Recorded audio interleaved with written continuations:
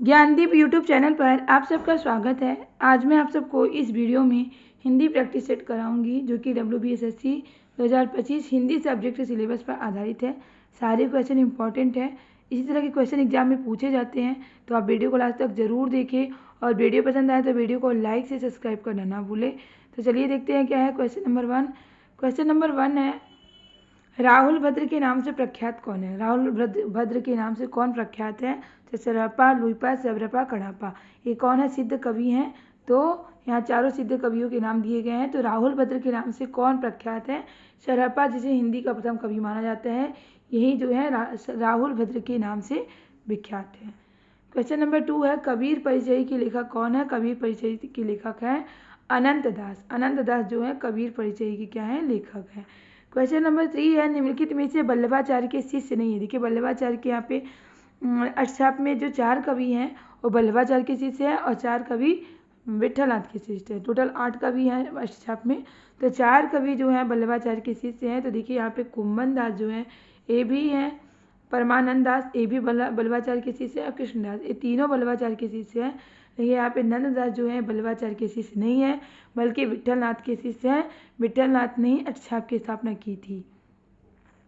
Question number 4 है, ब्रज यानी सिद्धों का कर्म क्षेत्र क्या है? ब्रज यानी सिद्धों का कर्म क्षेत्र है पूर्वी भाग। कौन सा भाग है? पूर्वी भाग है। क्वेश्चन नंबर 5 है, काव्य ग्रंथ में आया बालनाथ का टीला। बालनाथ का टीला किस काव्य ग्रंथ में आया है? तो ये बालनाथ का टीला जो है पद्मावत काव्य ग्रंथ में आया है, जिसे हिंदी का प्रथम बड़ा महाकाव्य माना जाता है। किसकी रचना है? मलिक मोहम्मद जायसी जी की रचना है क्या? पद्मावत।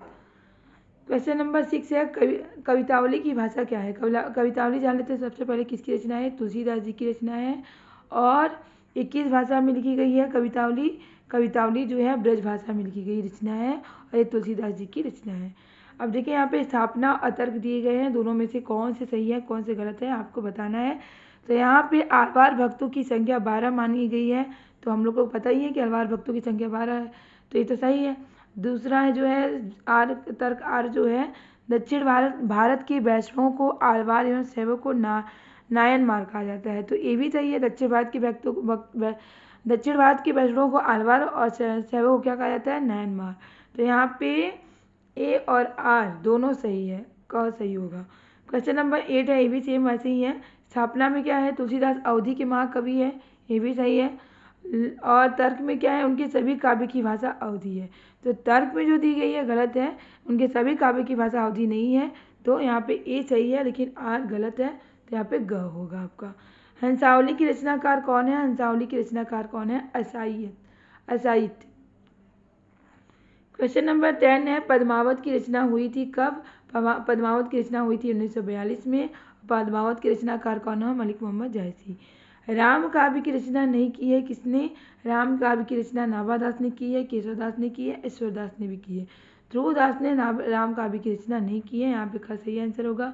केशवदास की कृति नहीं है। देखिए रसिक प्रिया, रतन भावनी और कवि प्रिया ये तीनों रचनाएं केशवदास की है। रस मंजरी जो है ये केशवदास की कृति नहीं है बल्कि नंददास की कृति है। अब देखिए सूची 1 को सूची 2 से सुमेलित करना है।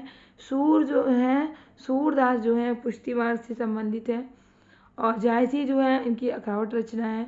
तुलसीदास जो है विशिष्टाद्वैतवाद और कबीर रामानंद।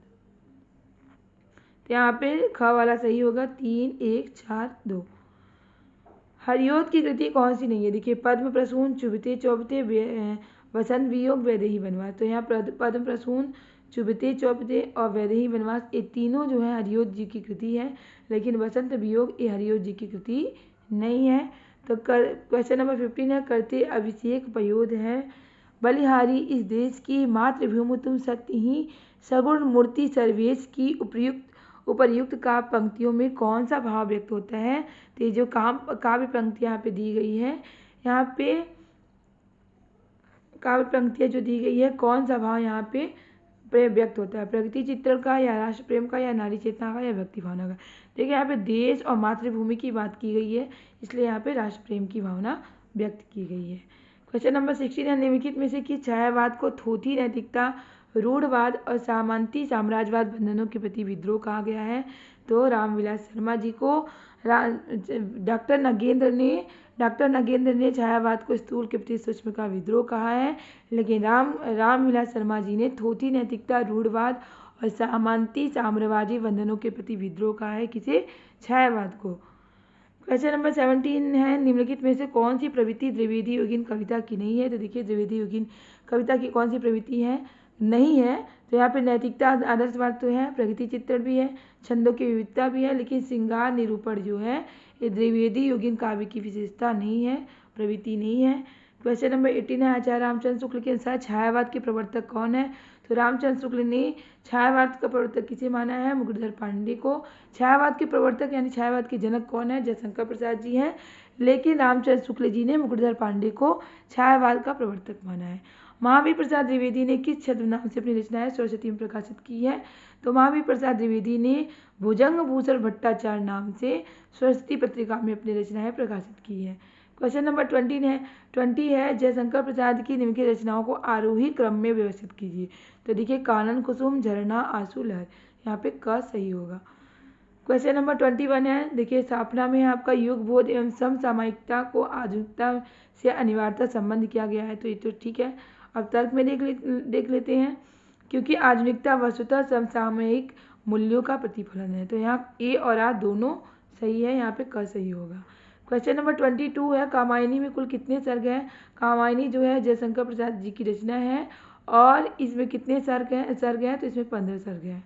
क्वेश्चन नंबर 23 है, मतवाला और समन्वय के संपादन में जुड़े हुए छायावादी कवि का नाम क्या है? छायावादी कवि का नाम है सूर्यकांत त्रिपाठी निराला। क्वेश्चन नंबर 24 है, सुमित्रानंद पंत की किस काव्य कृति को छायावाद का मैनिफेस्टो कहा जाता है? इंपॉर्टेंट क्वेश्चन है, कई बार पूछा जा चुका है। तो इनके जो पल्लव रचना है, काव्य कृति है, इसी को छायावाद का मैनिफेस्टो कहा जाता है। निहार का प्रकाशन वर्ष क्या है? निहार का प्रकाशन वर्ष है 1930। क्वेश्चन नंबर 26 है, निम्नलिखित में से कौन तार सप्तक के कवि नहीं है? तार सप्तक से ज़्यादा क्वेश्चन पूछे जाते हैं। तार सप्तक का प्रकाशन कब हुआ था? 1943 में हुआ था। इसके संपादक कौन थे? अज्ञेय जी थे। 4 सप्तक है, चारों कौन किस सप्तक के कवि हैं? ऐसे क्वेश्चन पूछे जाते हैं। तो यहाँ पे तार सप्तक के कवि नहीं है, कौन? तो यहाँ पे धर्मवीर भारती जो है तार सप्तक के कवि नहीं है, द्वितीय सप्तक के कवि हैं। कौन? धर्मवीर भारती। क्वेश्चन नंबर 27 है, नागार्जुन ने किस कवि पर ओ जनमन की सजग चितेरे शीर्षक कविता लिखी है? तो किस कवि को केंद्रित करके इन्होंने शीर्षक कविता लिखी है? तो केदारनाथ अग्रवाल को। ओ जनमन की सजग चितेरे नागार्जुन की रचना है और इसमें किस पर लिखी गई कविता है?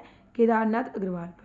क्वेश्चन नंबर 28 है, हे मेरी तुम आओ बैठो पास पास, हम हास और परिहास करेंगे।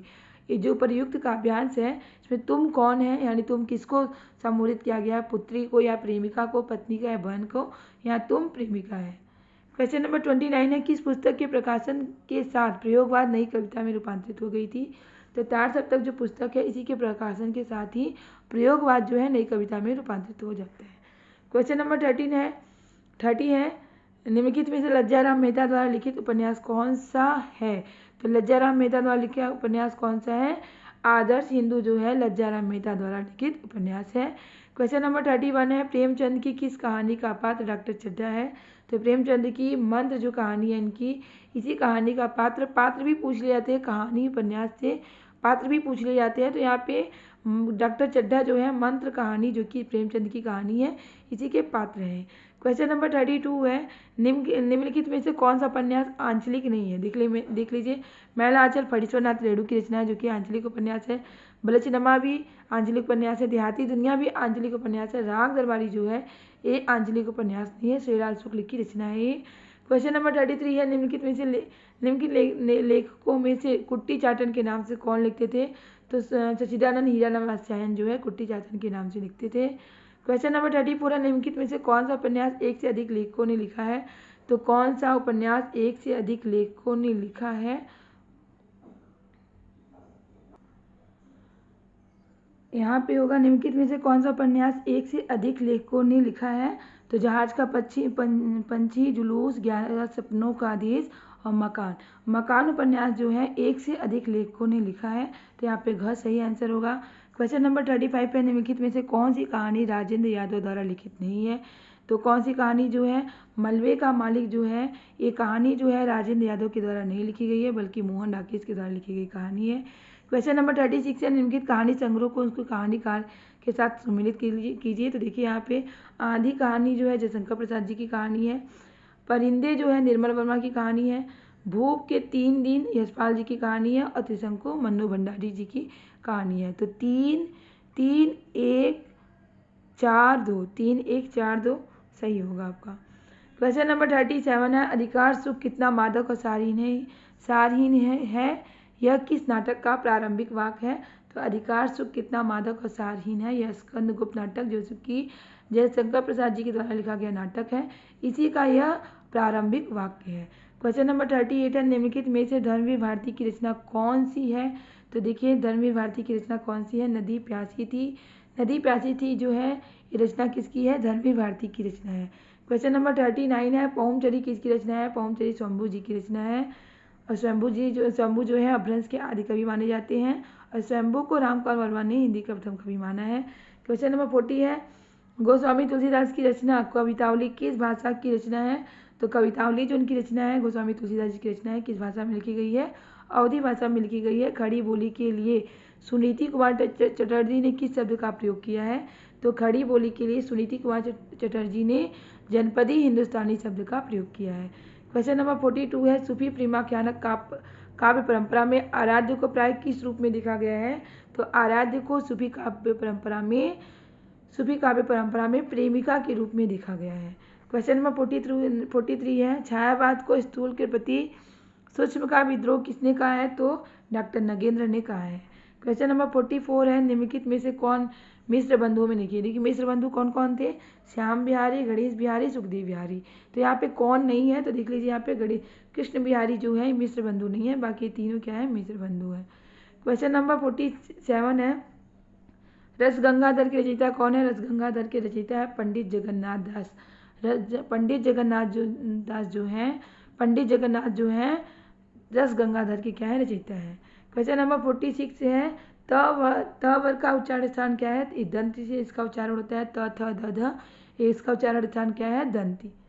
क्वेश्चन नंबर 47 है जेठ शब्द का तत्व। जेठ जो है तत्सम शब्द है और इसका तद्भव शब्द क्या होगा। तो इसका जेठ मतलब होता है बड़ा, तो इसका तद्भव शब्द क्या होगा बड़ा, यहाँ पे ए सही होगा। क्वेश्चन नंबर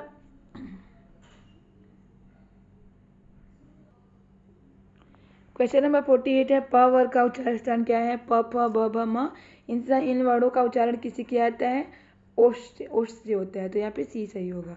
क्वेश्चन नंबर 49 है अतिवृष्टि का विलोम शब्द क्या है। अतिवृष्टि का विलोम शब्द है अनावृष्टि। अनावृष्टि अतिवृष्टि का विलोम शब्द है। क्वेश्चन नंबर 50 है वर्णों के समूह को क्या कहते हैं। वर्णों का जो समूह है वो क्या कहलाता है, वर्णमाला कहलाता है, तो यहाँ पे सी सही होगा। क्वेश्चन नंबर 51 है चारू चंद्र की चंचल किरणें खेल रही हैं जल थल में। यहाँ पे च और ल वर्ण की आवृत्ति हुई है, तो कौन सा अलंकार दर्शाते हैं। जब वर्णों की आवृत्ति बार बार होती है तो कौन सा अलंकार होता है, अनुप्रास अलंकार। तो यहाँ पे च और ल वर्ग की आवृत्ति कई बार हुई है, तो यहाँ पे अनुप्रास अलंकार होगा। क्वेश्चन नंबर 52 है आग कौन सा शब्द है। आग जो है तद्भव शब्द है, अग्नि जो है वो तत्सम शब्द है, लेकिन आग क्या है तद्भव शब्द। क्वेश्चन नंबर 53 है नाग कौन सा शब्द है, यौगिक शब्द है या रूढ़ शब्द है या युग रूढ़ शब्द है। या जिसको खंड करने पे कोई अर्थ ना निकले वो क्या कहलाते हैं, रूढ़ शब्द कहलाते हैं। तो यहाँ पे नाग को अगर हम लोग खंड करें इसको तो इसका कोई अर्थ नहीं निकलेगा, तो यहाँ पे क्या है नाग जो है रूढ़ शब्द है, तो यहाँ पे ग सही आंसर होगा। क्वेश्चन नंबर 54 है लंबोदर कौन सा शब्द है। देखिए लंबोदर लंबा है उधर जिसका यानी गणेश जी एक विशेष अर्थ निकल के आता है, तो कौन सा शब्द कहलाता है, योग रूढ़ शब्द कहलाता है। क्वेश्चन नंबर 55 है वसुधा शब्द का अर्थ बताइए। वसुधा यानी धरती को ही वसुधा बोलते हैं, तो यहाँ पे वसुधा शब्द का अर्थ है धरती। क्वेश्चन नंबर 56 है आधा तीतर आधा बटेर क्या है, मुहावरा है, इसका अर्थ क्या होगा। आधा तीतर आधा बटेर मुहावरे का अर्थ है कि बेमेल चीज़ों का मिश्रण। क्वेश्चन नंबर 57 है, दयनीय शब्द में कौन सा प्रत्यय है? जो शब्द के लास्ट में जुड़ते हैं प्रत्यय कहलाते हैं, जो शब्द के पहले जुड़ते हैं वो उपसर्ग कहलाते हैं। तो दयनीय में कौन सा प्रत्यय जुड़ा हुआ है? ई। क्वेश्चन नंबर 58 है, मैला आंचल के रचनाकार कौन है? मैला आंचल के रचनाकार, मैला आंचल एक उपन्यास है और इसके उपन्यासकार कौन है? फणीश्वरनाथ रेणु, जो कि आंचलिक उपन्यासकार माने जाते हैं। और मैला आंचल के रचनाकार कौन है? फणीश्वरनाथ रेणु। क्वेश्चन नंबर 59 है, कामायनी किस युग की रचना है? कामायनी जो है जयशंकर प्रसाद जी की रचना है। किसकी रचना है? प्रसाद जी की रचना है, जयशंकर प्रसाद जी की रचना है। और किस युग की रचना है? छायावाद के युग की रचना है। इसमें कितने सर्ग हैं? 15 सर्ग हैं। ऐसे क्वेश्चन पूछे जाते हैं एग्जाम में। लास्ट क्वेश्चन है, क्वेश्चन नंबर 60 है, जहाँ जड़ पर चेतन का आरोप हो, जहाँ जड़ पर चेतन का यानी निर्जीव वस्तु को सजीव मान लिया जाता है, तो वहाँ पे कौन सा अलंकार होता है? निर्जीव वस्तु को निर्जीव को सजीव मान लिया जाता है, तो वहाँ पे कौन सा अलंकार होता है? मानवीकरण अलंकार होता है। जहाँ जड़ पर चेतन का आरोप हो वहाँ पर कौन सा अलंकार होता है? मानवीकरण अलंकार होता है। यहाँ पे ऑप्शन ही सही आंसर होगा। एक लास्ट क्वेश्चन है आप लोगों के लिए, अगर आपको इसका आंसर पता है तो कमेंट बॉक्स में आंसर जरूर बताइएगा, इससे समझ में आएगा कि आपकी तैयारी कैसी हो रही है। तो क्वेश्चन है कि पाप पुण्य कौन सा समास है? द्विगु समास है, अव्ययीभाव समास है, द्वंद्व समास है, या इसमें से कोई नहीं है? तो अगर आपको इसका आंसर पता है तो कमेंट बॉक्स में आंसर जरूर बताइएगा। तो चलिए, उम्मीद है कि आपको वीडियो जरूर पसंद आया होगा। वीडियो पसंद आया तो वीडियो को लाइक से सब्सक्राइब करना ना भूलें, क्योंकि आपका लाइक से सब्सक्राइब करना ही हमें मोटिवेट करता है इस तरह के क्वेश्चन, इस तरह के टॉपिक लाने के लिए, जिससे आपकी अच्छी तैयारी हो सके और आप अपने एग्जाम में सफल हो सके। इसी तरह के क्वेश्चन, इसी तरह के टॉपिक की तैयारी करने के लिए हमारे चैनल से जुड़े रहें। तब तक के लिए मिलते हैं नेक्स्ट क्लास में। बाय।